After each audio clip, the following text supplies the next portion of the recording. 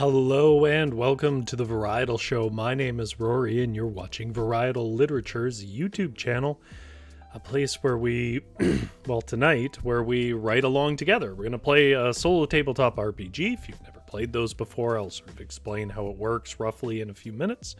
If you already know how all those work, if you even already know how tonight's game works, and you just want to get on to, I don't know, the writing or even just to see the results, if, of course, you're not watching it live, there will be timestamps down in the description below where you can jump ahead to whatever section interests you the most. But for me, I'm living it live, so I'm going to go through it in order and tell you that if you are watching live with us, you can join us in the live chat. I do recommend that because the point of this really is that we write a story together, or part of a story together, or scenes together, or character introductions, or whatever else. Sometimes we get whole stories done, sometimes we barely get anything done. But it's a stream about writing. Now, with that said, if you came in on the Fireside Fairy Tale streams, which we do on Tuesdays at 6:30, it's Thursday right now, this is not that. So if you're just here for folklore, folklore is on Tuesdays, although tonight's game is about folklore, a very specific area's folklore that I will get to when I explain the game. But the nature of this stream is you can join in, give ideas, and help write the story if that interests you. You can have it running as a chill stream in the background if you just want to hear the sultry lo-fi jazz. But anyways, I see GS is in the live chat. Hello, GS. Says good evening. I don't know how it is where you are, but where we are, it's relatively warm for a region, and that means right now I just turned off my air conditioning, so it's okay. But in about 30 minutes, I'm probably gonna start getting shiny. Anyways, let's. Oh, hello, Witchery. How are you? Is it warm where you are? I'm going to explain the game, and then we can get on with it, because, of course, the sooner we get on with it, the sooner we can have fun. So this part of the show is called litgames. It stands for literature games, but it really encompasses a whole bunch of different things. They're sometimes called lyric games, solo tabletop RPGs, expressive games. In this case, I think this one calls itself a story gen game, which they're all accurate terms. I don't know why we need 10,000 different categories for them, but they're all pretty accurate. Nonetheless, the games we play are basically prompt systems for writing.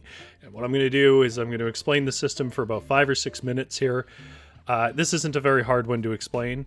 Once I have the explanation, then we're going to lay down some basics. We're going to figure out who our character is and whatever else, and then we're going to get to writing actual scenes with that character from their perspective, like you would in an RPG, but in a sort of solo journal way. Witchery says, it's winter here. Oh, yeah, Australia. Okay. Let me think. We're in the Pacific time zone here, so I'm trying to think you're in quite a disparity. Journaling games is another. That is true, Witchery. That is another name. Gia says, oh, then you know what real heat is. Yes. Although you would be surprised at how humid and hot it gets, given the reputation that Canada has.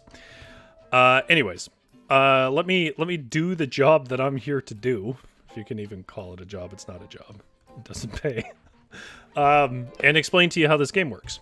Now, the game's actual name is Is-saflenin. I tried to find the pronunciation for this. It's Maltese, and if you don't know, Malta is a very, very small country in and of itself, not a county or whatever else. It's one of the smallest countries in the world. It's a little island country right below Italy, in the sea there, in the Mediterranean Sea. Witchery says it's 11:34 a.m. Well, hey, that's not too bad.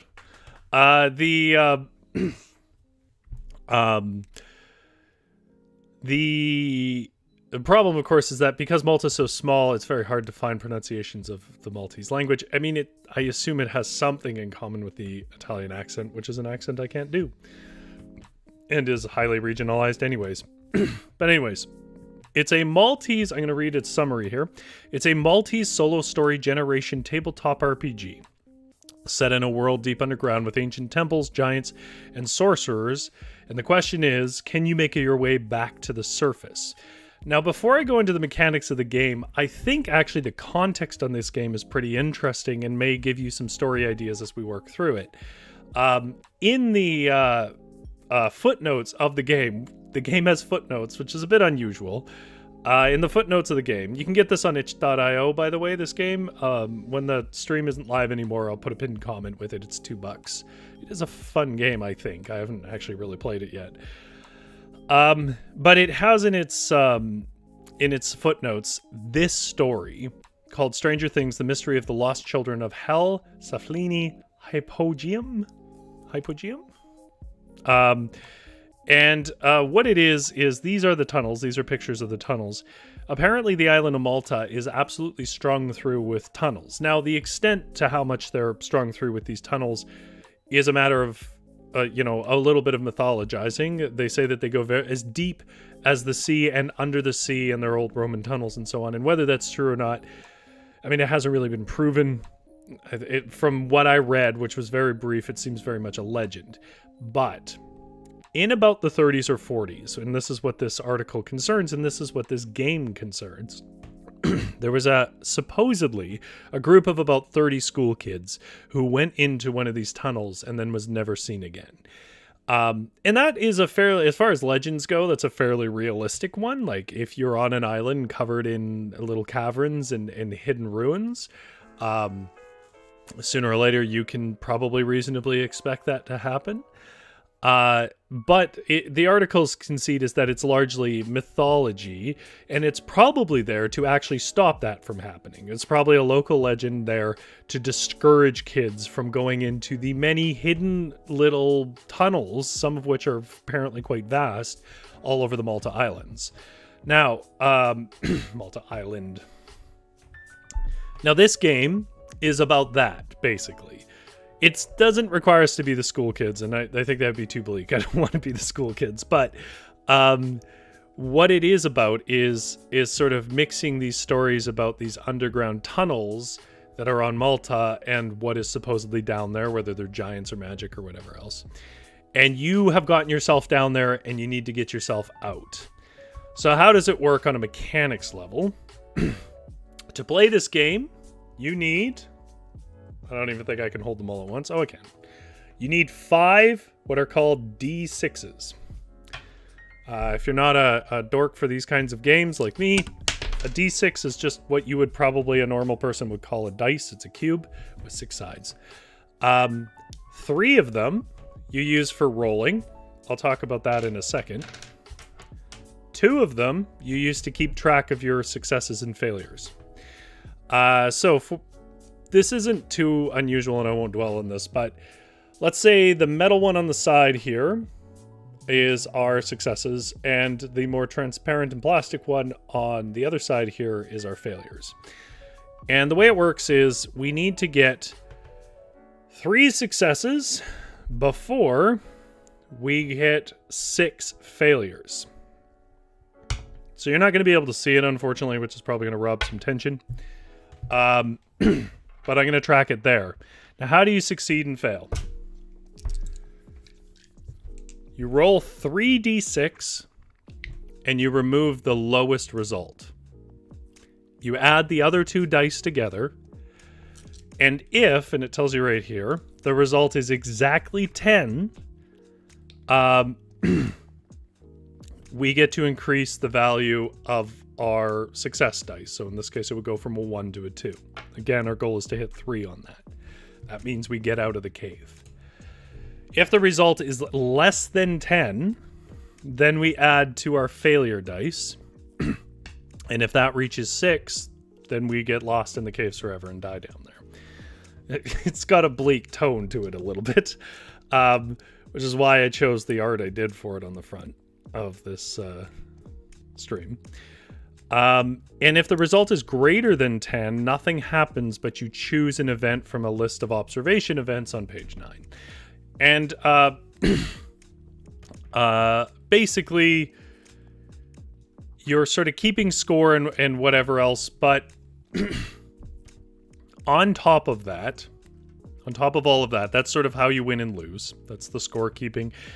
It's not very tactical, right? It's just basically down to chance, which a lot of these solo games are. Success events are when we do have a success. So when we roll a 10 exactly, we read off, I'll read off the first event that happens here. The ceiling of this cavern is decorated with a mass of tendrils and spirals painted in a reddish color, while the walls are painted with an intricate honeycomb structure. It's an impressive sight to behold. Now, what's the point of that? The point of that is we build on that in the little story we're going to write. Because that's the point of these games, is to prompt writing. Okay, so that's the long version. Here's the short version. Fail dice, success dice. This hits 6, we lose. That's the end of the game. This hits 3, we get out and win. That's the end of the game. We roll 3d6. When we roll it, let's say we rolled a 2, a 3, and a 1. We'd remove the lowest value, 1, and add together the 2 and 3, 5. And if it's below 10, in that case it was, we add a failure. If it's exactly 10, we add a success. And if it's above 10, we just use an observation event to keep the story going. Hopefully that makes sense.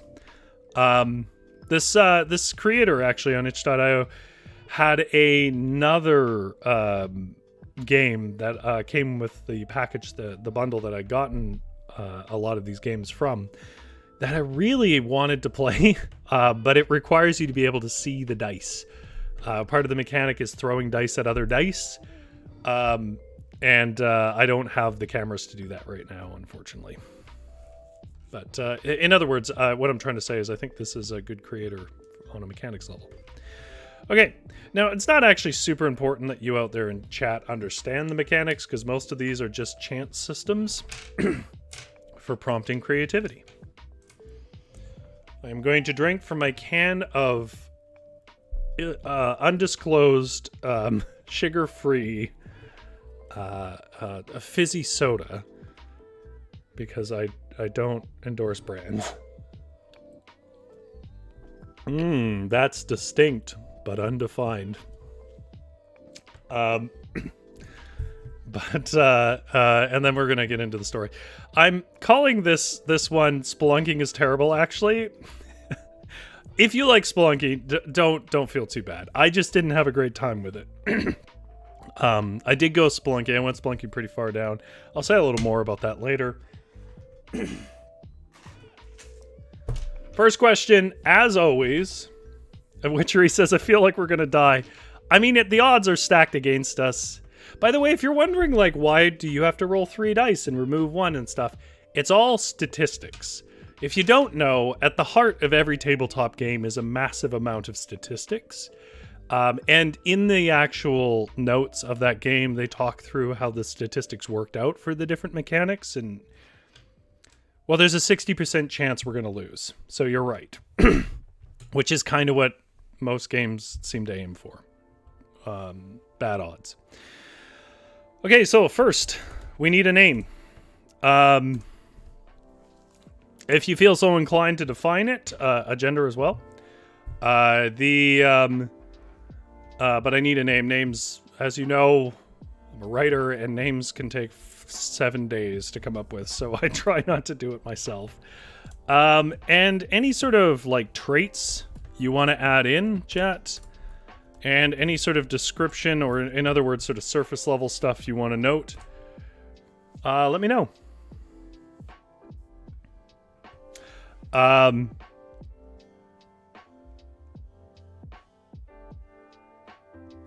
Witchery says, this is why you find a game you like the mechanics of and rob them to avoid the math.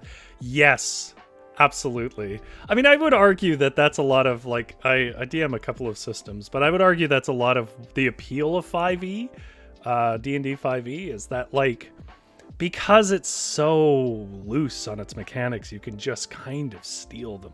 The downside, though, is that 5e is not very well balanced at all. But I've been doing Pathfinder lately, and it is much better balanced, but it's a lot harder to rob. It's so meticulous. Witchery says, I feel like John Green has trained me to guess what drink that is, despite the fact that it doesn't exist here, really.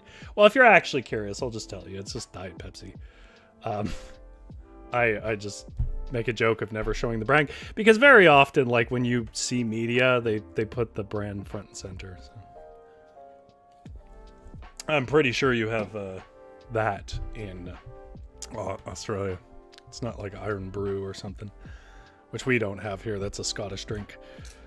Okay.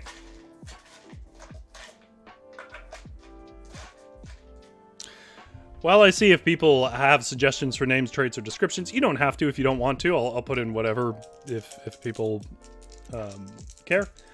I'm going to roll the dice and get my first result going. I got a 6, a 5, and a 4.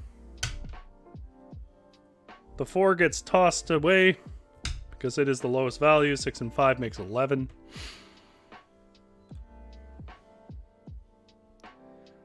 Witchery says, no, I thought it was Diet Dr. Pepper, which specifically tastes like nothing. Yeah, I like Dr. Pepper, and I'm not a big fan of Diet Dr. Pepper, but my sister is. Loves the stuff. She might be watching this, so I won't say anything more about it. Observation events. Not even going to read it right now. Oh, come on. Oh. Sorry, my screen crapped out there in just a second.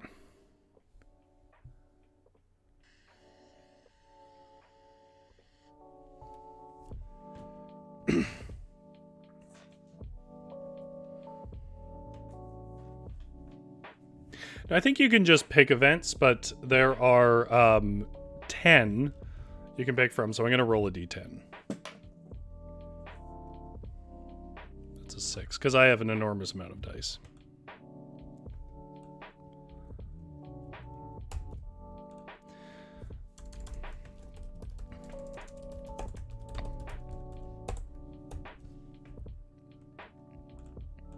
Okay. Let's see if anybody has an opinion. Witchery says, Maltese names seem to be standard English names. Yeah, it doesn't need to be Maltese. I mean, it's obviously set in Malta, but it could be, we could be the tourist who got lost. For some reason, the name Saffron's in my mind. I'm going to put that up there. I can change it whenever. You guys let me know. Traits. Let's say,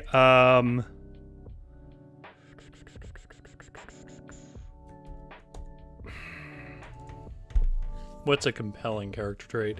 I mean, if you're going to go into tunnels, that's already a daring thing. GS says they're too tall to spelunk comfortably. Yeah, I'm 6'5". That was definitely part of the issue. The other problem is like, as you go into caves, you know, you see pictures of like geodes and they look like the night sky and secret lakes with white fish and like whatever else, and those caves exist, but the vast majority of underground sort of tunnels and stuff you can go to are nothing like that. It's going down a rock hallway that occasionally gets very, very narrow. I remember there was a point, if you have claustrophobia, I don't know, plug your ears for a minute. There was a point where you had to shuffle on your belly through a crack like that. And you could feel the rock press in. You had to kind of like breathe out and shuffle through to make it through. Because it was kind of gravel underneath, but it was rock above. And that rock in your back, you know, extends a few hundred meters up to the surface at that point. And if you got stuck, what could you do? Right? Like, it's, yeah. Traits. Witchery says, yeah, my head won't go through that. I mean, if I could get my head through it, my head's pretty large. I could probably do it. You probably could. But it wasn't pleasant. Anyways, traits, impulsive. Let's go with a little bit of impulsive. Prideful, impulsive, and prideful. That's the kind of person I would think who would go down into a random cave. Description, let's say the 5'9", young, it's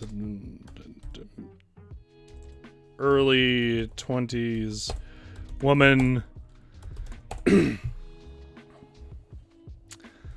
with a lot to prove to no one in particular.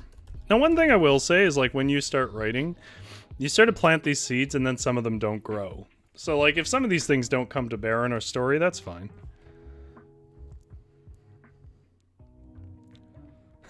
I can't wear any one-size-fits-all hat. They're all a lie, says Witchery.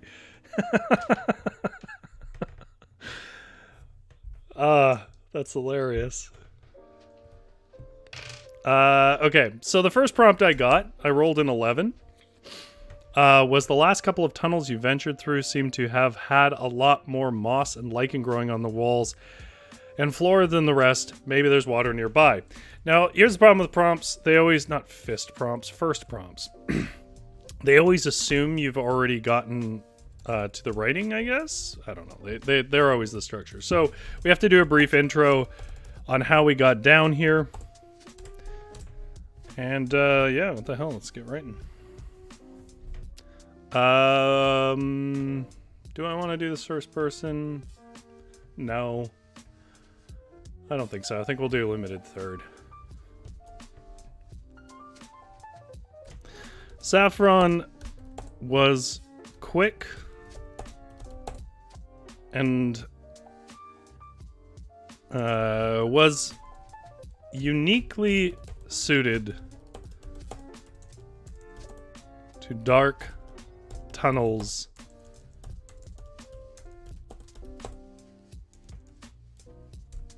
This isn't a great start, but I'll find my way. Witchery says sad hatless fist bump with GS, who also says ditto on the hat sizing myth. I'll see if I can work it in. Because it's got a presence now in our collective imagination. Saffron was uniquely suited to the dark tunnels under Malta.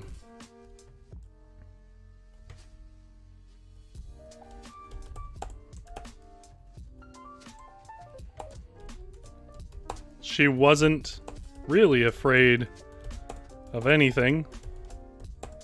Was slim enough for the cracks.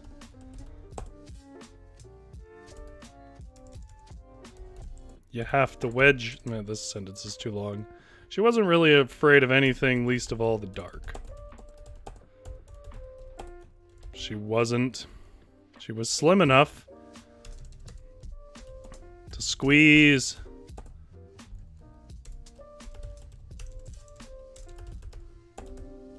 through the geological cracks. Through the cracks in the geology, maybe?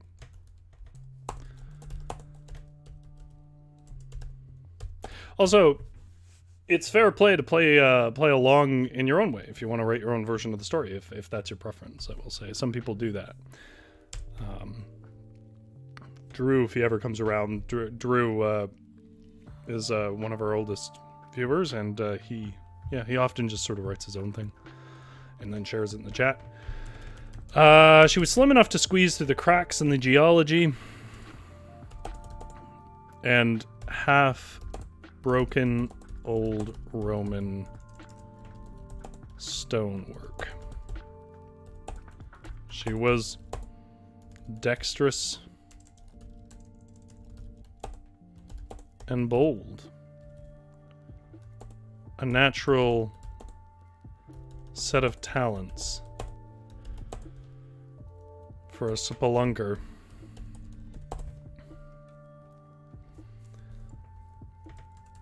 However, Saffron lacked one rather crucial trait, and that was any training whatsoever on this task of caving, which I believe is also an accepted term for it.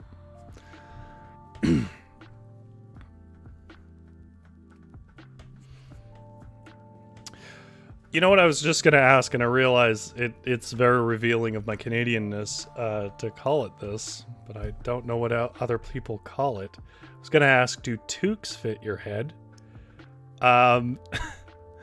Witchery, but I just realized that toque is a completely Canadian word. Well, I don't think it's Canadian, but it's from this land anyways. Canada's like a British colony, but anyways, toque isn't the word. I don't know. What do you guys call it? Like sweater caps? Like, what is the term? There are certain words that I do know, and this is not one of them. However, Saffron lacked one that was any training whatsoever on the task of caving. One could argue there was a second flaw in Saffron's plan, and that was the decision to take absolutely no precautions.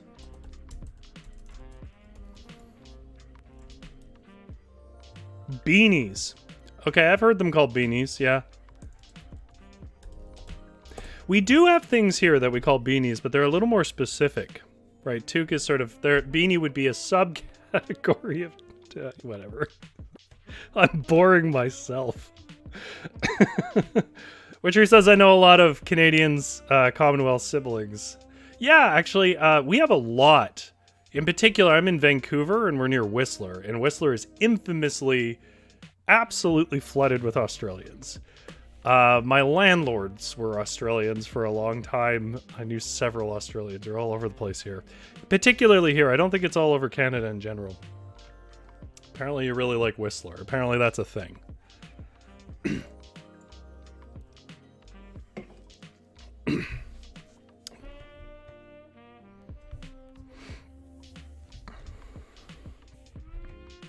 All the beanies go on, but if they're made small, they slowly rise off my head. Well, I can relate to that. I have really sort of like frictionless hair that lets that happen. And that was the decision to take absolutely no precautions. There was a second flaw in Saffron's plan, and that was the decision to take absolutely no precautions. Including going alone into old Roman tunnels.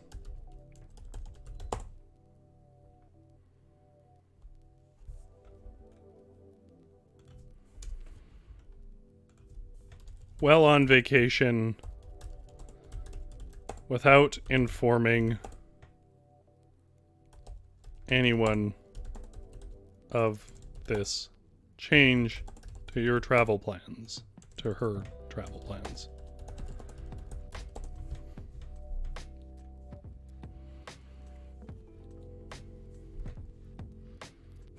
Yeah, Witchery says, yeah, Whistler's extra cold Australia. Ain't that the truth?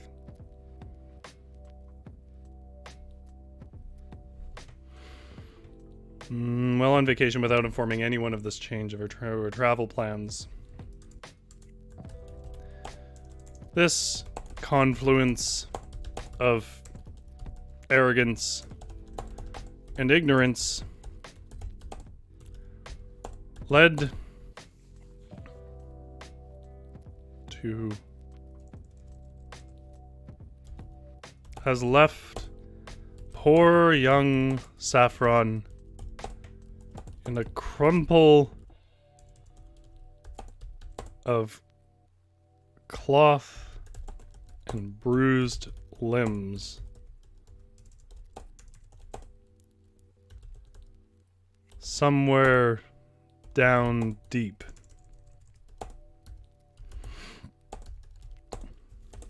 I should have checked what kind of stone they have in Malta. I don't know what is common in Italy, like limestone and marble.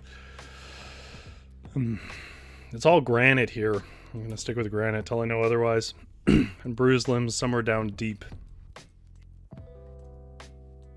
in the granite coasts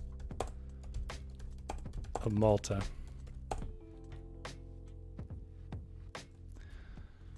The floors were not so solid as she figured. And now she would have to find another way back up.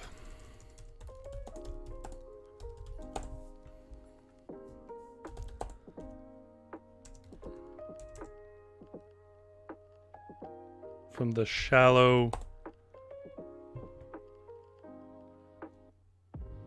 dark waters of this natural cavern.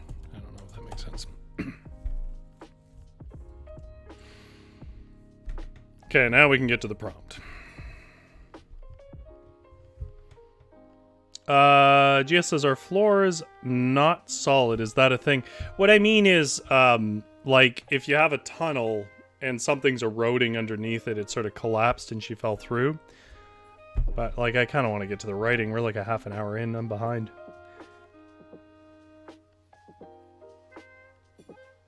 Oh, see, Witchery's doing the Googling for me. I appreciate that. White Globergina? Jurina? Limestone and coralline limestone have provided the Maltese with building stone. Okay, so it is limestone. Blue clay helped the Maltese settle on the island since the clay is the only impermeable rock layer in Malta. Oh, interesting. Yeah, because limestone isn't the most solid. Okay, that's good to know. I have no idea what blue clay is, other than clay that is, for some reason, blue. Okay, the last couple of tunnels you ventured through seem to have a lot more moss and lichen growing on their walls and floor than the rest. Maybe there's water nearby. Well, I just came from water, so let's reverse that prompt and say that as we move past the water... No, wait, yeah. Yeah, we'll talk. We'll describe how it sort of thins out as we move. Why don't I get rid of it? I need it. The problem with a game like this is it really does bear on the strength of the prompts, and I don't read the prompts ahead of time much. Like, I might check one or two to make sure it's not super weird. And by weird, I mean just something that wouldn't work with the stream. Moss and lichen growing on the walls and floor than the rest. By the time Saffron dragged her body onto the little limestone shore in the utter blackness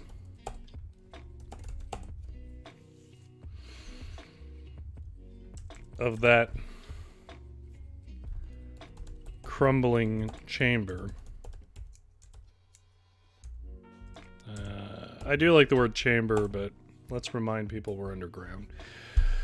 In the utter blackness of that crumbling cave,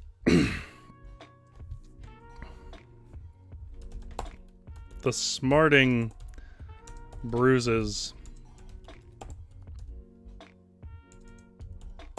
on both her shins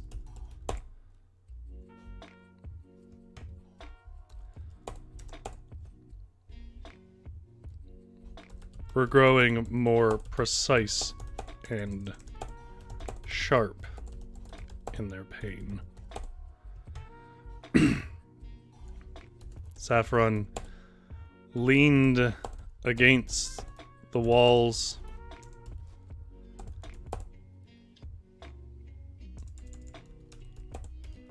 sucked a breath of the cool air and rubbed her shins helplessly.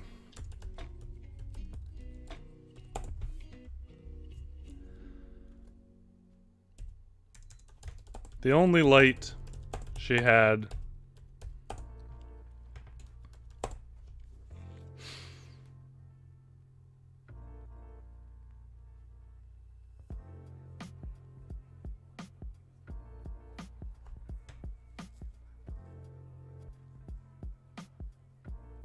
Oh, good point, Witchery.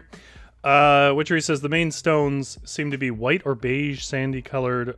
So I'd maybe just describe them as color limestone, because outside of a geologist, most people won't name them properly. Yeah, you know who's bad for that, that kind of advice, because that's good advice. If there's writers watching, don't give like makes and models or really specific biological stuff or whatever else, because nobody knows what it means. But you know who's really bad for that is it's really bad for writing in general. I shouldn't say that, but it's well known that I don't particularly like Dan Brown. But Dan Brown is bad for like naming models of planes or guns rather than describing them, and it's like, I don't want to have to Google in the middle of a book. I don't know what this is.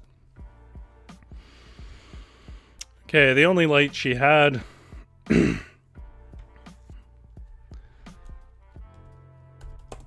was her camera flash.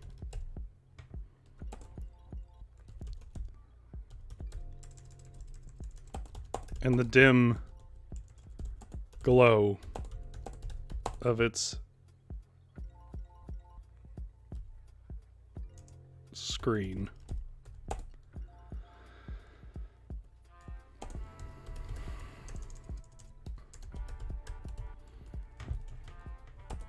It survived the fall, but it meant she would have to navigate by taking a photo and then hoping nothing changes as they step forward.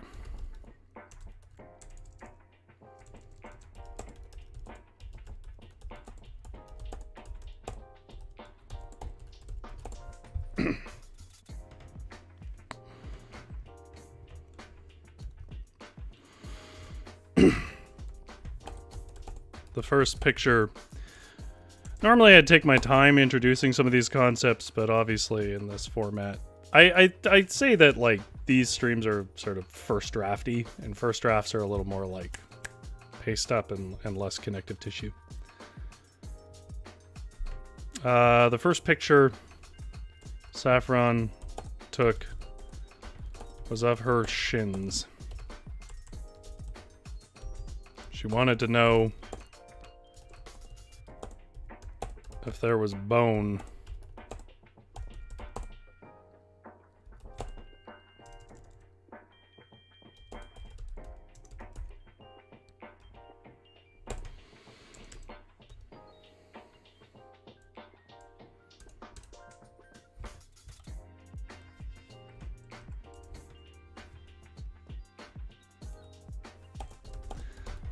She snapped the picture and zoomed in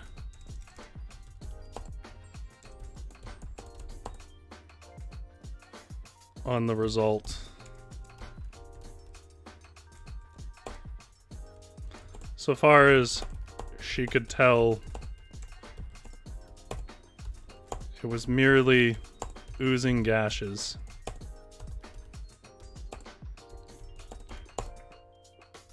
From the pale limestone chunks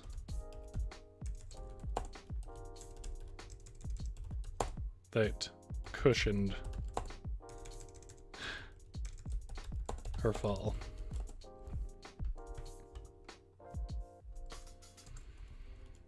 Reassured that her legs were in one piece,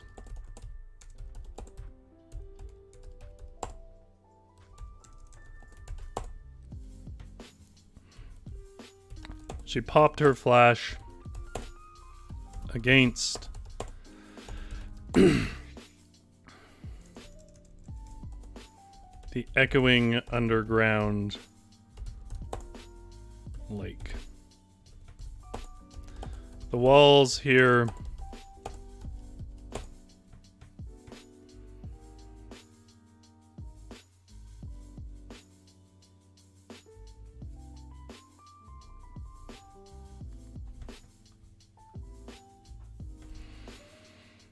For a glistening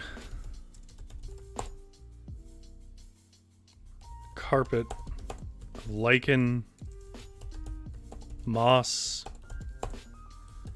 and other growths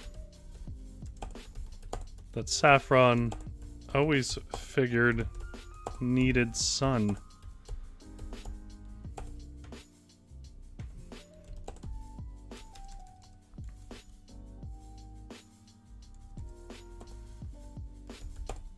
She ran her finger against the wall and to her, the residue collecting on her fingers just felt like cheap hair gel.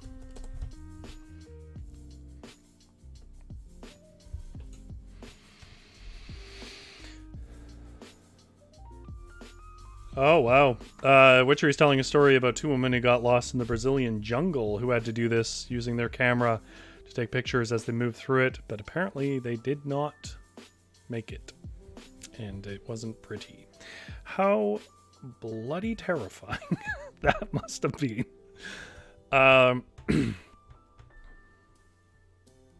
Saffron swept the goo through her ruddy brown? Yeah, sure.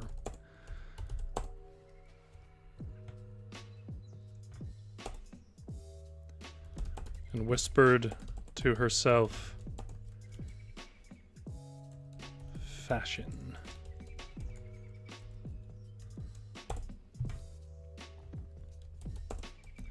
She giggled, still not taking her situation as a dangerous one, and then stood to wander towards opening she saw in the photo. Opening along the wall that she saw in the photo of the cave. Witchery says, sorry for being the purveyor of unfun facts. I find these facts interesting. I'm a writer. Like, I like stories of any sort. I sort of just walk around as like a little mesh. I don't know if you're a writer as well, but walk around as a little mesh on the world, and you collect stories, and then, you know, when you need them, you have ideas. I don't know why I'm having such a hard time getting this story going, though. Sometimes that happens. Sometimes we get right into the story and it gets moving. This one, I'm having a hard time figuring out who Saffron is. Jess says, our cave's really gooey. If there's water around and it's the right environment, yeah, the walls can be slick and weird. The cave that I went into in parts were... by the time you got to the bottom, where there's literally no light and no sound other than your own breathing, it wasn't really, there was some water down there, but not enough to make it gooey. But at the higher levels it was. And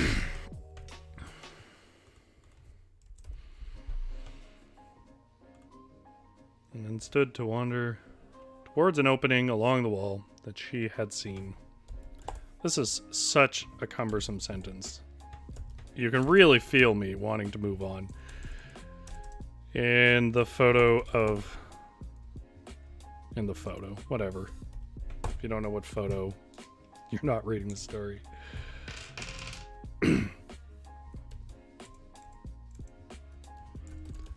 She found a low crack, a fault in the limestone, and wiggled through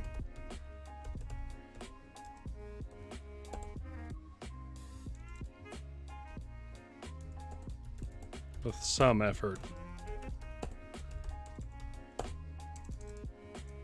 to pop out.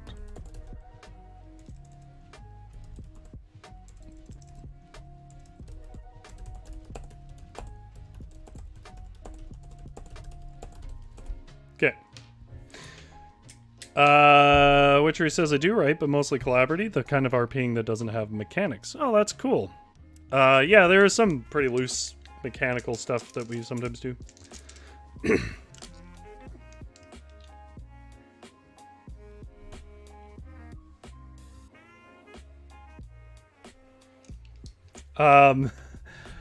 Witchery says also in caves or just broadly on stone, a lot of things that look like they should be dry can make the stone slick. Yeah, I'm a rock climber in a particularly rainy area, which is Vancouver's notable trait. And we have a lot of granite, but like that can absolutely happen where even out in the open, it looks like it should be dry, and you start climbing up towards and you start slipping off. Don't ask me how many granite boulders have fallen off, but it's a lot. Well, there you go. Maybe we're both climbers.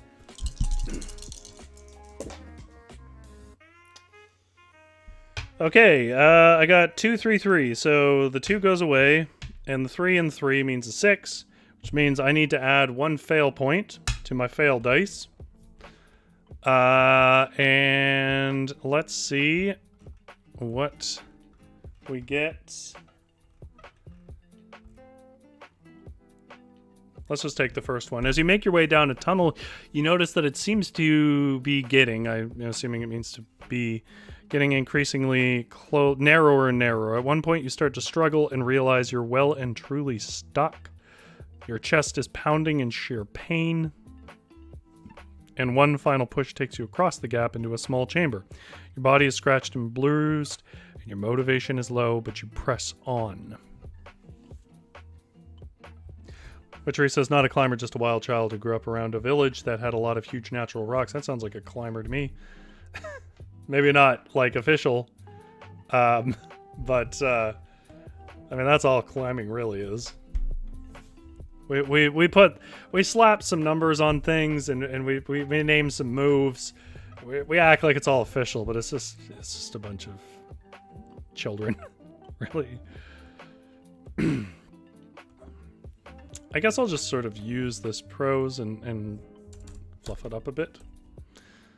I don't think this prose is terrible, and also I want to make sure that we get to something occurring. I do have a kind of hook in my head, but I haven't gotten to it yet, which is classic first draft stuff. If you've never had to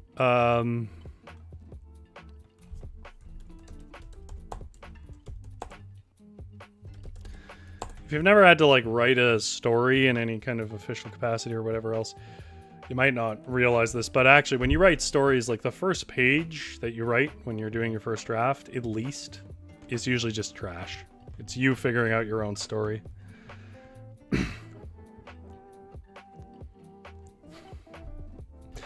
Witchery says, I did in my thongs, and then in brackets flip-flops. We call them thongs too. I don't think I'm approved. Actually, there's a guy who climbs 30 foot or more, 10 meters, what we call pitches, in Squamish, who carries a 6-pack of beer on one side. He has his dog with him, and he climbs in loose shoes with no rope. They call him Beer Can Al, I think is his name. He's a character. Saffron figured that all these tunnels must connect. And so she would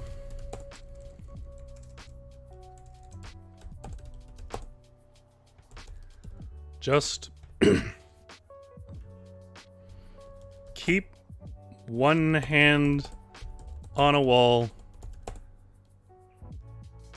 and keep on walking. It never occurred to her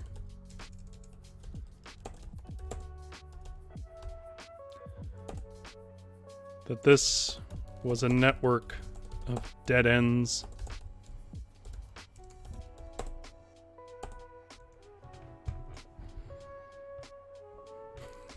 Which Reese's Saffron is picking her burial chamber, I see.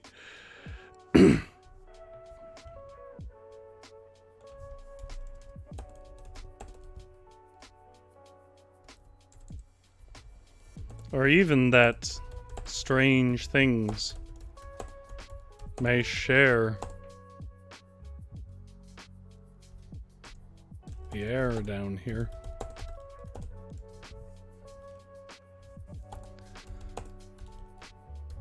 She would occasionally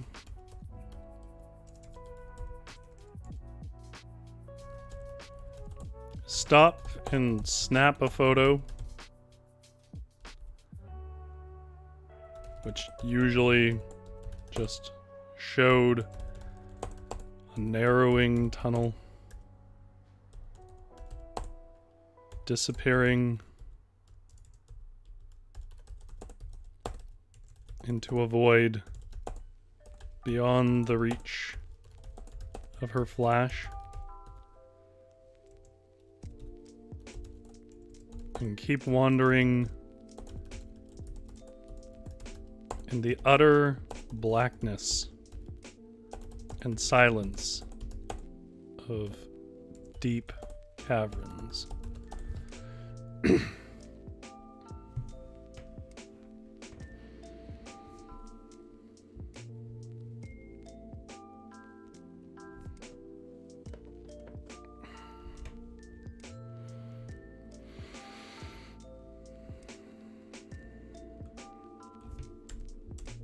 After some time, she figured she was wasting battery.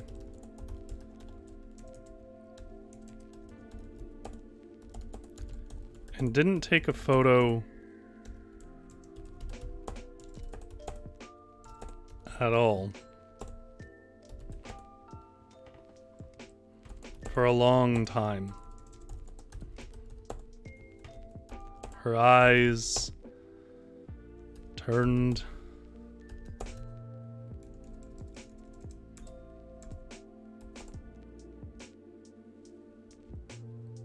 eventually gave up on searching, and she just used her touch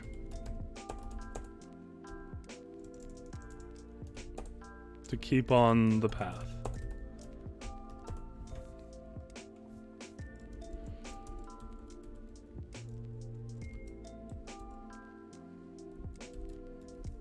Then the wall began to rub her other shoulder.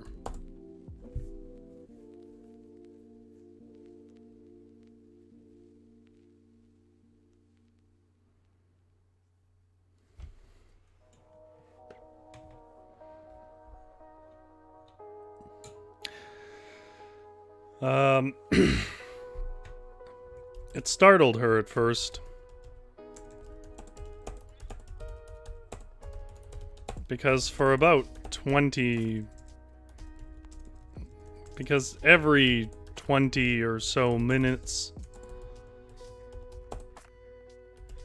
she would catch an echo of her own steps a ways back behind her.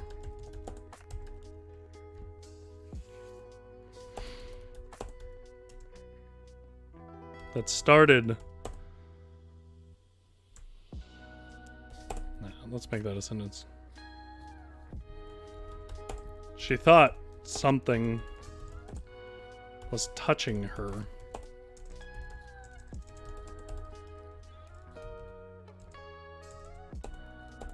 As the crunchy echoes made her imagination... This is a terrible sentence. Come on, bro. Rory, do better than that. She thought her imagination for a split second, had created a scenario where some deep cave creature was grabbing her shoulder for a kill.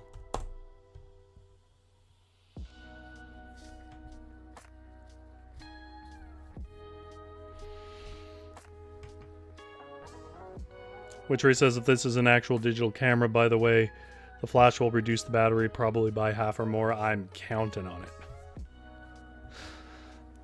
I don't think we'll get to like the heart of the story, but I do at this point have a bit of a story in my mind.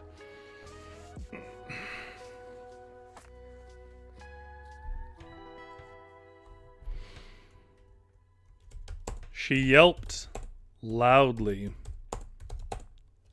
and it echoed in this strange, reverberant way. Muffled, yet long.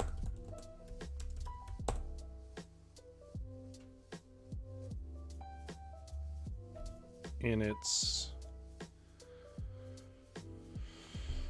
effects. Whatever, I don't know if that makes sense.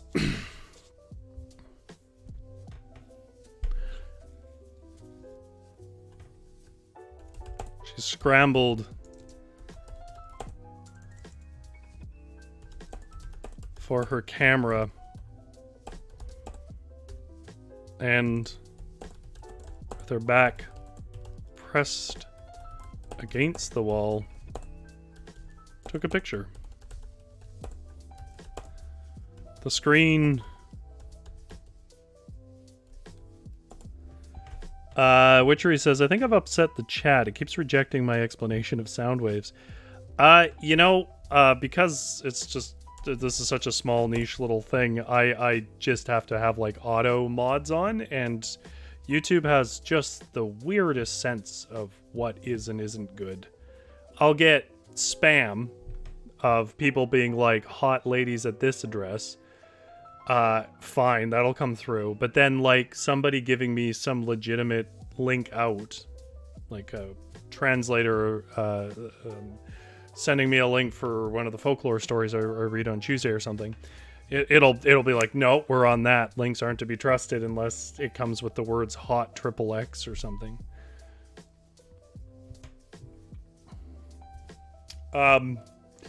Witchery says, basically it echoes because it's all hard surfaces. You need softer things to muffle. I'm just sort of reflecting actually my own experience, which was this weird, the tunnels I was in was this weird mixture where the sound traveled away from you and back pretty far and back and forth as you moved. But it wasn't like echoes over water. It wasn't like a canyon. It's still, once it stopped, it was almost like it moves in a reverberant way, and then it hit a pillow. And I don't really understand why that was, but I don't know how else to describe it. Oh, GS. Oh, you were answering GS. I don't know whether caves would be echoey or muffled because I never gone in one. I see. Sorry about that, Witchery. I assume, by the way, it varies. Like, I imagine if you were in a chamber with a lot of water, which wasn't the style that I was in, I imagine it echoes quite substantially. The screen revealed that the walls were closer, narrowing to a hall. Narrowing to a near letterbox width. But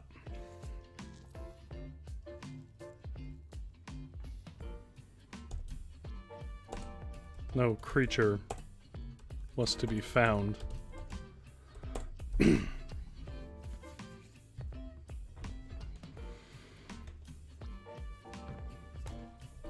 Oh my god, it's almost been an hour. I'm having so much fun that I'm losing track of time. I have no idea if this is entertaining at this point. Okay.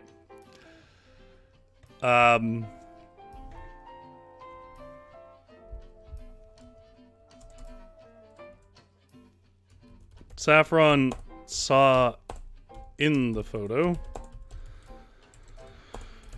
that, well,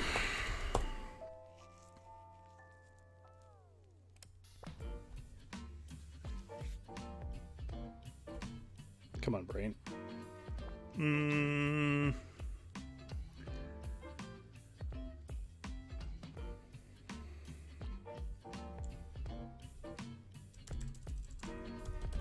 The photo showed everything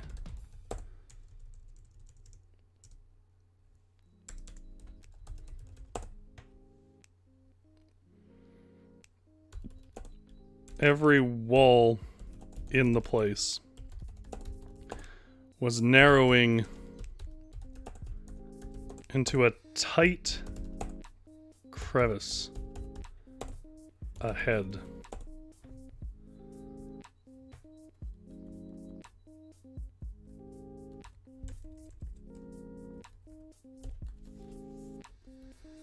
Saffron would have turned and run and walked back, assuming it a dead end. Except she could clearly see the bright light of the noon sun on the other side.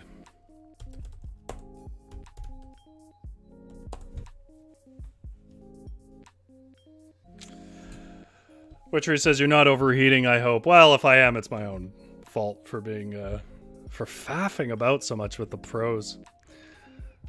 I'm sure it's not as bad as it feels, but, can't help but feel like I haven't actually made a narrative at this point.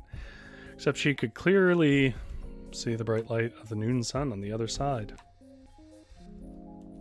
Saffron knew that this tunnel was a lead out. She just knew.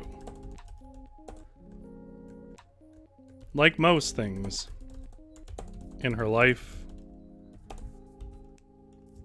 everyone fusses about safety, yet she just uses her common sense, and it gets her, and it never lets her down. She smiled to herself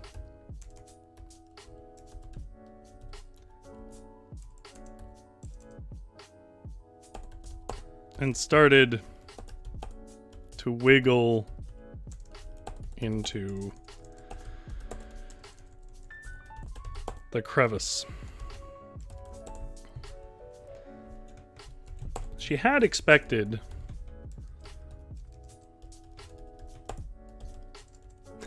Witchery says in brackets, common sense. Bless her cotton socks. Now, I imagine an Aussie can probably relate to me more on this than most other nationalities, but I was a safety officer for a long time, and this is just a reflection of a lot of really bad arguments I've been handed. I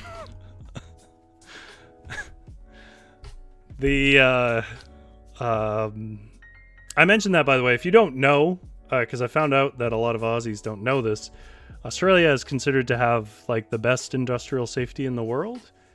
And actually Canada is considered to be pretty low.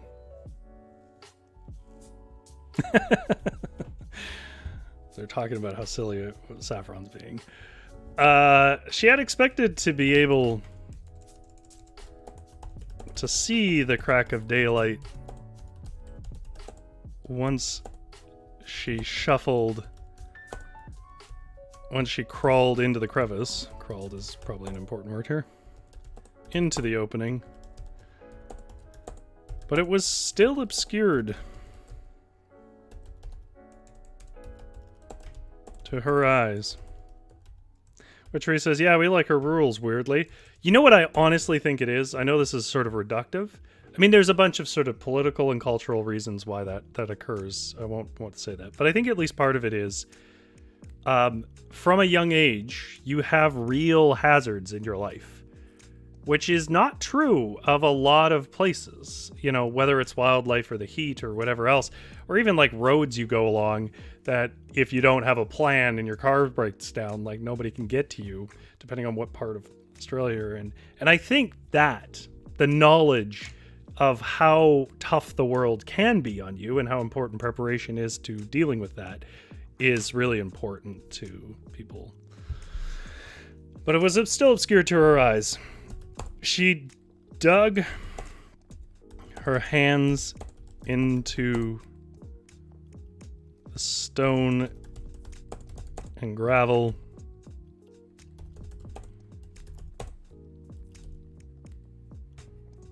Witchery says, so many Americans can't swim and I don't know why. Well, because all their water is poisoned. I mean, I don't say that glibly. A lot of it is. Yeah, unfortunately. Because they kind of do things on a state level there. And so it depends on the state you're in, how well it's protected. Yes, there is an EPA, and yes, there is a Water Act, but yeah.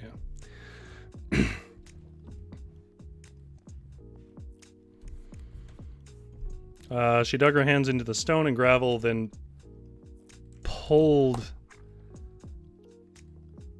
dragging her chest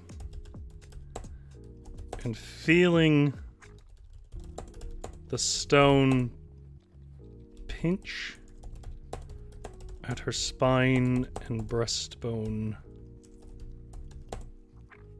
until she could barely draw a breath.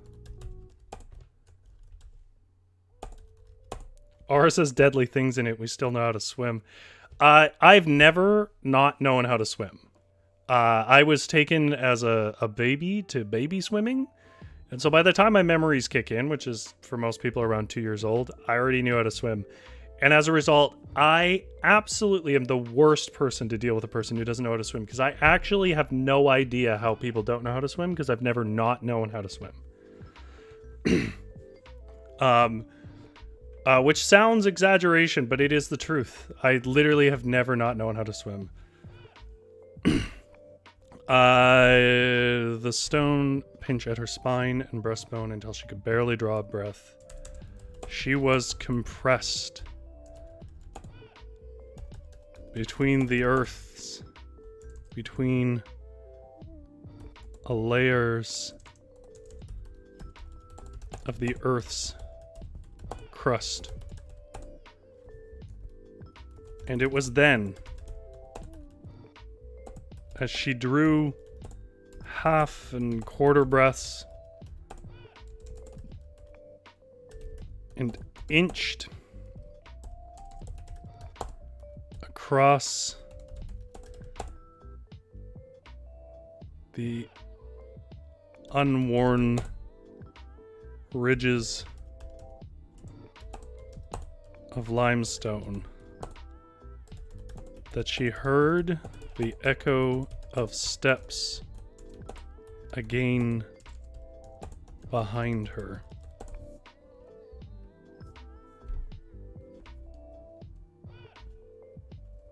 But of course, it couldn't have been her.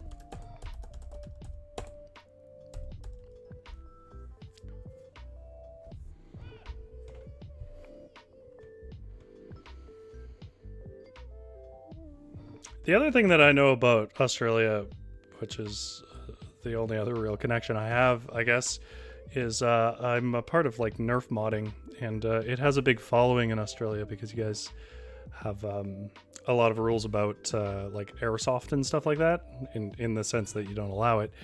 Nerf is the one thing they do allow, and so they put a lot of people put a lot of work into modifying Nerf blasters to play milsim stuff in the bush and whatnot. So that's my other connections. A part of that sort of global community of messing around with children's toys until they're not for children anymore. But of course, it couldn't have been her. It couldn't have been Saffron. Her ankles were dragging between stone behind her.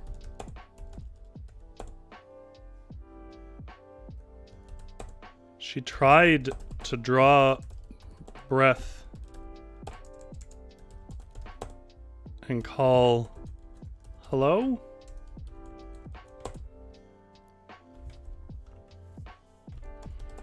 But the air was growing stale, not fresher. And her lungs and her ribs were so tight to the walls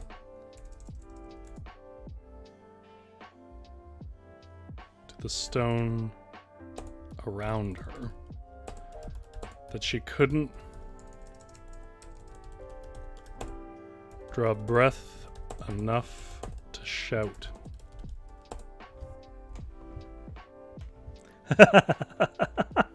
Witchery says she's gonna get got by Roman Slenderman. I'll explain that at the end if somebody reminds me. I'm sure not everyone knows about Slenderman.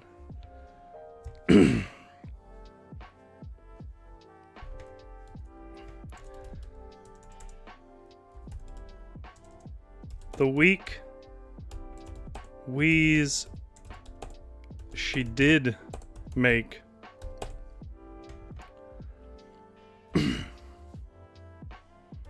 seemed to entice whatever was stepping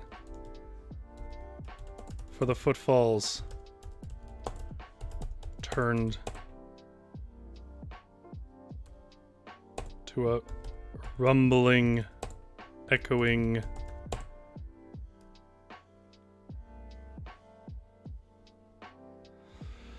scramble, louder and louder to her ear.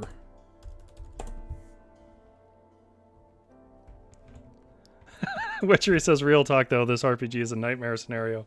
Yeah, it really is. I did consider saving it till Halloween, or the October in general, but I have so many games that fit that mold. I don't think I'm going to get through them all in October anyways. Don't worry, we'll be out of this soon. I'm not going to see through this whole scenario. I have an end in mind.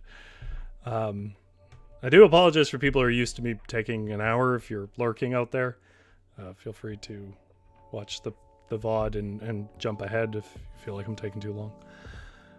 The weak to a rumbling, echoing scramble, louder and louder to her ear. She suddenly found the rarest of things in her thoughts. Complete and total concern for her well-being. Her fingers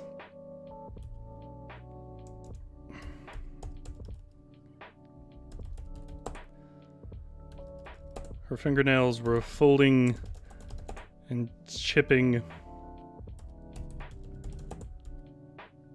over the stones. Witchery says you're doing fine. Thank you. Gia says I couldn't do it in chat at the same time.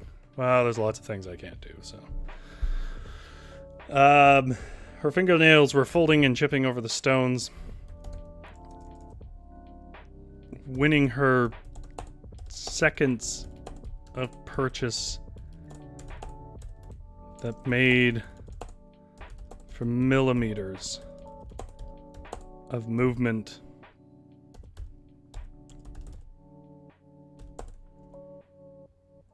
Still, she could not see the daylight on the other side. She was nearly through. The short breaths mixing in with the exertion and panic were making her lightheaded and imprecise in her thoughts. Numbness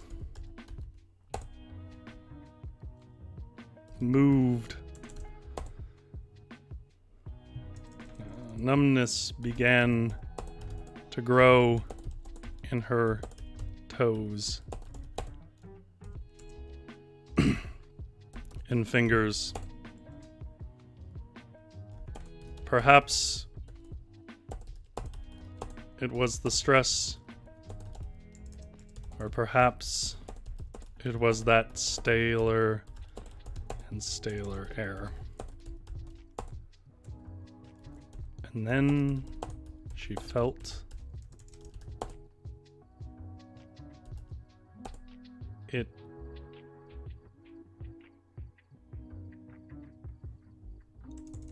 some cold thing touching at her ankle.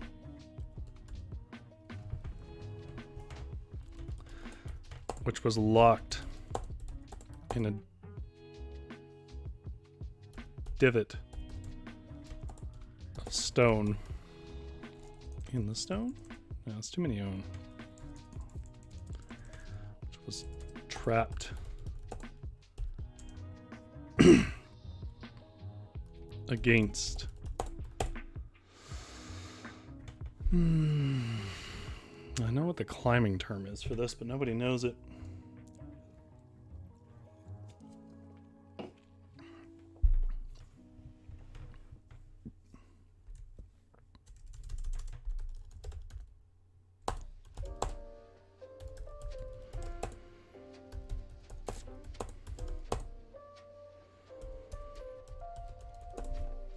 GS says, I would want an oximeter with me. I want to make sure there's enough oxygen. Yeah, caves aren't airless. As long as water's running through them, you're going to have some oxygen. But the problem is that caves don't circulate. So if you have something that rots, for example, and you get a H2S, which is hydrogen sulfide, which pretty much any rotting matter can produce it, it's extremely heavy, extremely toxic, extremely flammable gas, for example. Though usually stale air is more like carbon dioxide or carbon monoxide or methane or something like that. Which was wedged in stripping skin as she pulled. Whatever was at her foot was peeling off her shoe.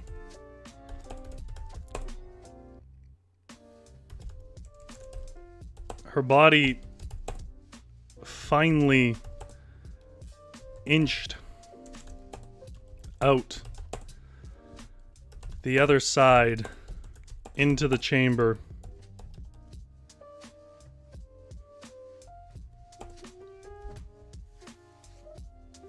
Into the chamber.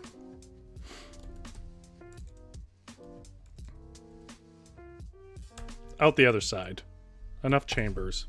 Body finally inched out the other side.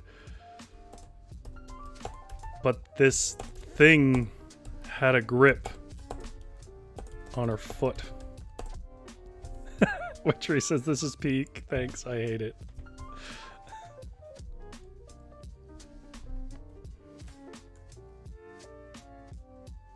She didn't. She pulled and screamed, though still felt breathless. It seemed to be tasting her.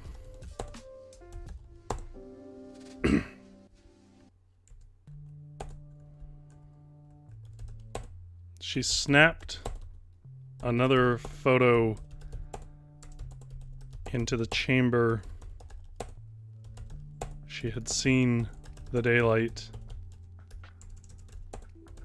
and saw that there was no exit from this chamber. Instead, the flash had refracted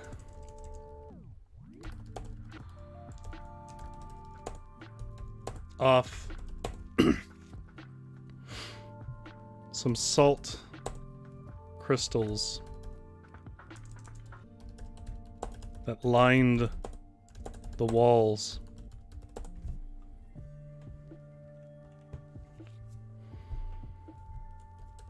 It wasn't an exit.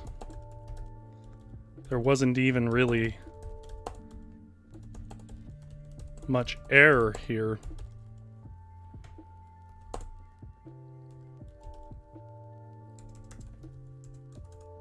A sharp, burning pain filled her foot with a crunch as the thing beyond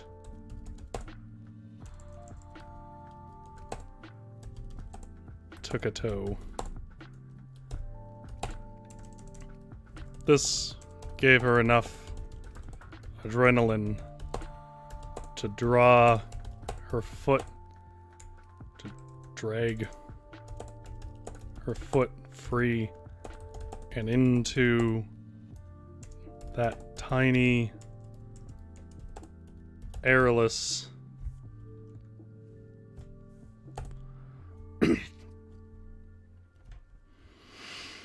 salt bubble she was now trapped in. Side of? Come on, I can do a better sentence than that.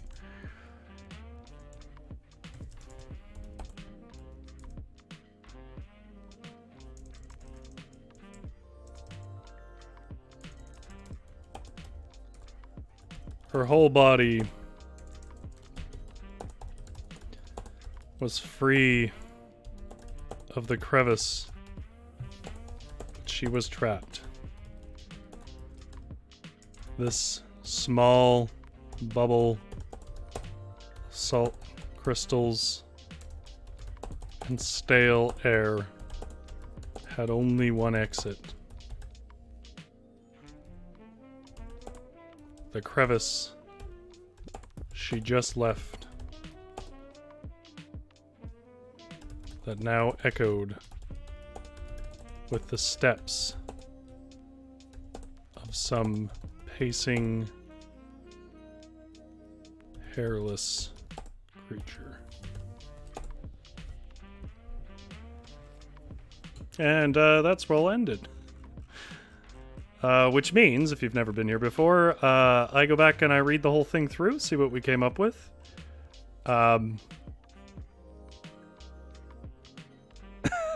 Witchery says, you know, I'd thought about trying to stream solo RPGs and thought about it like this, but I think it would haunt me if people knew how I wrote. I mean, I think part of the reason why I wanted to do them, it's not the whole reason. I wanted to do them because they're fun, but one of the reasons was I get really annoyed as a writer by the way that writers sort of build legends around the process of writing. Like, I remember, God, I'm trying to think of a less controversial example because I don't want to bring her up, but I remember, for example, She Who Must Not Be Named was talking about her Wizard series, and she said she knew the ending when she started the first book. And I'm a writer, and I know a lot of writers. No, she didn't. She had a rough landmark, and lots of things changed in the many years between that, because that's not how people write. Yes, people do outline a bit, but it mythologizes it a bit. I mean, if you ever want to see how much writers kind of lie about their forbearance on what their story is going to be, you should see the original proposal of A Song of Ice and Fire. It is nothing, absolutely nothing like the books that you get. And that's how most writing goes. And so one of the things that I like to show is that, first of all, first drafts are never that good. There's a lot of rambling in this. I would say the first 2 pages probably could just go. And I wanted to encourage people to just try stuff with writing. Just start writing. That's about the only way to make a story happen. Think in drafts.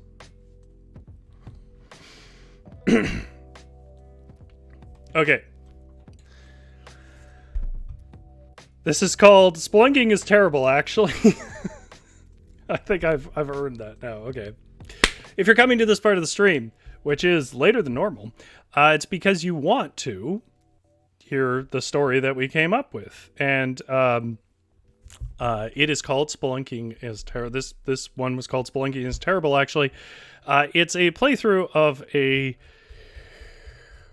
tabletop RPG, solo tabletop RPG called this, Is-saflenin, I think. I will have a link to it pinned in the comment below. We came up with a character named Saffron, who is impulsive and prideful, 5'9", early 20s woman with a lot to prove to no one in particular. And I'm going to read you what we came up with, which is faffs about a bit, but it has a bit of an intense ending. It's a game about caving. Saffron was uniquely suited to dark ancient tunnels under Malta. She wasn't really afraid of anything, least of all the dark. She was slim enough to squeeze through the cracks in the geology and the half-broken old Roman stonework. She was dexterous and bold, a natural set of talents for a spelunker. However, Saffron lacked one rather crucial trait which was any training whatsoever on the task of caving. One could argue there was also a second flaw in Saffron's plans, or perhaps her personality, and that was the decision to take absolutely no precautions, including going alone into the old Roman tunnels of Malta while on vacation, without informing anyone of this change of her travel plans. It was this confluence of arrogance and ignorance that left poor young Saffron in a clump of cloth and bruised limbs somewhere down deep in the in the granite caves. I said granite because I didn't know what it was, but it's limestone. In the limestone caves of Malta.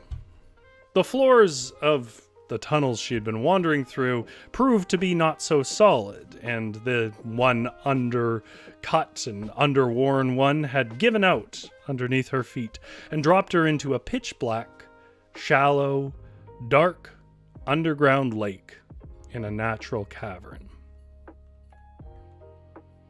By the time Saffron dragged her body out of the lake and onto a little limestone beach, she really started to, in the utter blackness of that crumbling cave, the smarting bruises on both her shins were growing more precise and sharp in their pain. Saffron leaned against the walls, sucked a breath of the cool air, and rubbed her shins helplessly. The only light she had was her camera flash and the dim glow of its digital screen.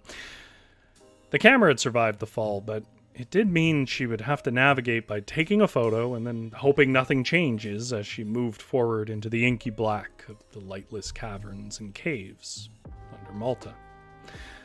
Well, the first picture Saffron took was of her shins. She wanted to know if there were any bones broken or something more serious going on, and so she snapped a picture and zoomed in on the results, exploring each shin in detail, and so far as she could tell, it was merely oozing gashes, probably from the pale limestone chunks that made the bed of the lake that had cushioned her fall.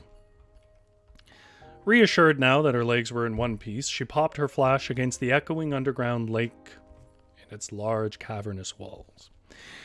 The walls here were a glistening carpet of lichen and moss and other growths that Saffron kind of always figured needed sun.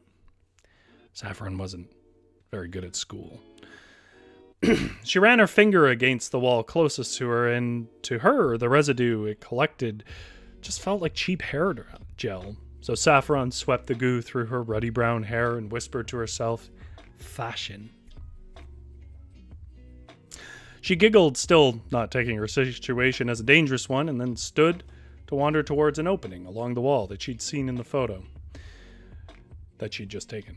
She'd found a low crack in it, and that fault in the limestone was enough for her to wiggle through, though it took some effort to pop out into the low dark cave on the other side.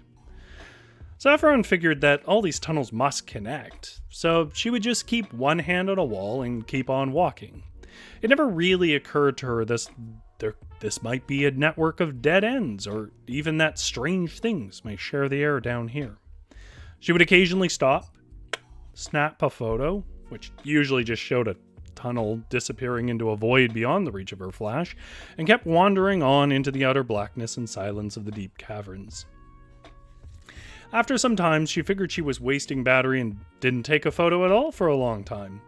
Her eyes eventually gave up on searching, and she just used her touch along the wall to keep the path. Then the wall began to rub her other shoulder, and it startled her at first, because every 20 or so minutes for the last hour or so, she would occasionally catch the echo of her own steps, usually a ways back behind her. And her imagination, for a split second, when the wall touched her shoulder, created a scenario in her head where some deep cave creature was grabbing her shoulder for a kill.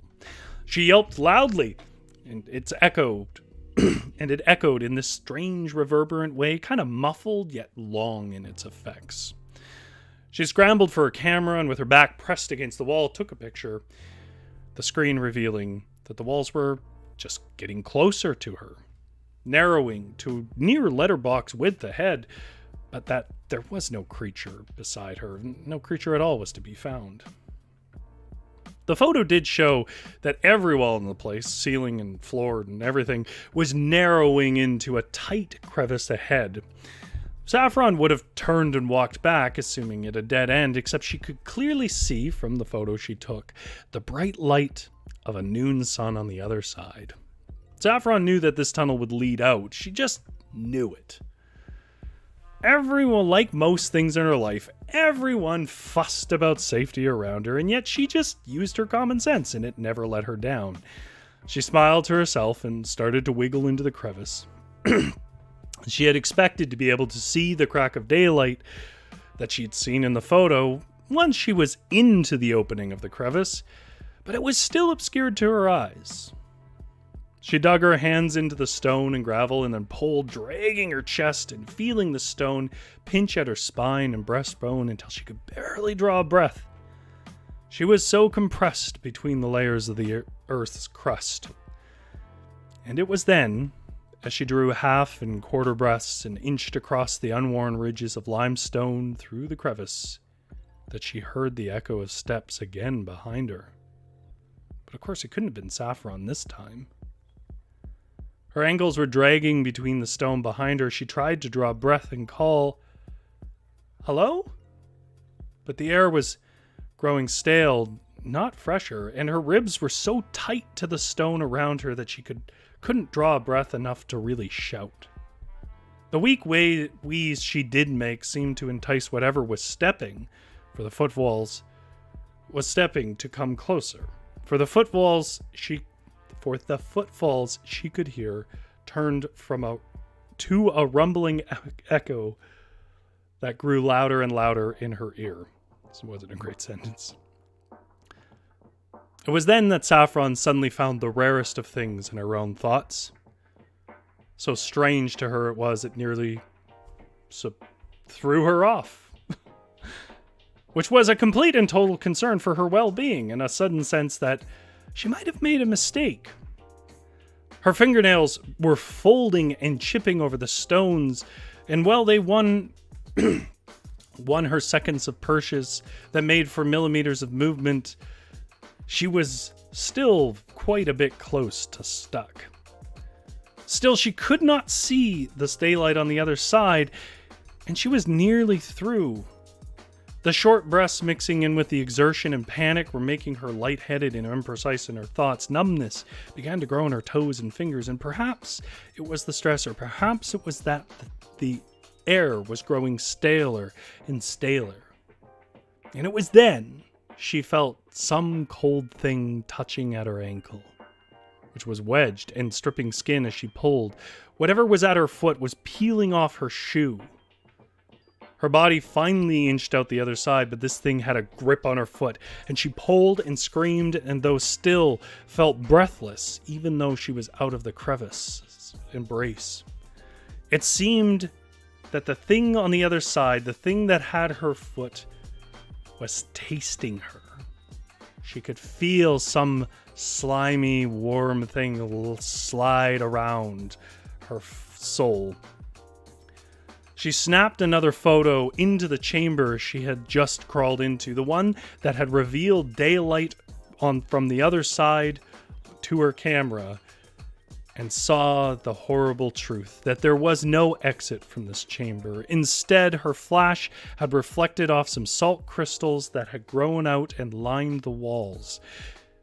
There was no exit. There wasn't even really much air here. It wasn't even very large. A sharp burning pain filled her foot with a crunch as the thing beyond the crevice took a toe. This gave her enough adrenaline to drag her foot free, you can bet that. But with her whole body free of the crevice, she could really feel she was trapped. This small bubble of salt crystals she'd crawled into had stale air and only one exit. The crevice she just left that now echoed with the steps of some pacing, hairless creature. GS said, could end with her snapping a photo in the pitch dark, and when she looked at it, it was a horrible monster only 2 feet away. Yeah, I was kind of thinking it was the thing that I was on the icon for the video. GS says only 2 feet away, and then Witchery added, certainly it's trying to eat her 2 feet. That's great. What a great line.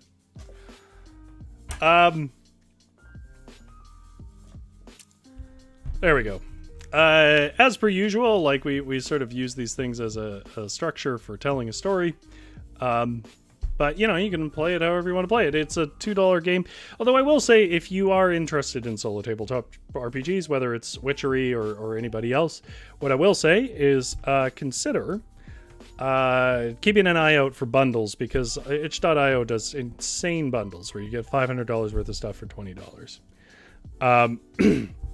I chose to do this as horror. You don't have to do it as horror. It is based on, as it says, ancient temples and giants and sorcerers. You could find an old sorcerer. You can make it magical and fun. For whatever reason, in my mind, I didn't have a great time caving. And therefore, it was more horror than anything. Yeah, this is one of the latest ones we've done in a while. Just talking to GS there. It says, thank you, Rory. Don't know how you do it. Nice chatting, Witchery. Yeah, I won't hang on to you guys much longer. Witchery says, I have so many. Itch is addictive. Yeah, I do. I have about 700. Although I got to be honest, probably about 300 of those are utter garbage, because that happens with those bundles. But and then there's a bunch that aren't for solo, so I can't do them here. But there's still quite a few hundred, and I really enjoy them. I enjoy trying them. My favorite ones I've kind of already played, and I probably will play again. Witchery says the stream idea originally came about to make me play them actually instead of reading them. Yeah, fair enough. Fair enough. Okay, well, as you know, when I end the show, you don't have to go home, but you can't stay here. Thank you so much, GS and Witchery, for coming, and anybody else who lurks or watches later. As you know, we are in the middle of summer here, and that means that streaming is not as popular. So if you did enjoy the stream, consider subscribing and consider giving it a like, and then you'll know if new videos come out and see if they interest you or not. There is a whole playlist of other stuff like this under the Varietal Show playlist, or if you like hearing old folks' tales and folklore read by me with some sound effects live, there's a Fireside Fairy Tales playlist for that. Those are the two main things we do. We'd also do some other stuff, but that's seasonal and situational. But beyond that, yeah. Thank you, everybody, for coming. But, you know, get out of my shop.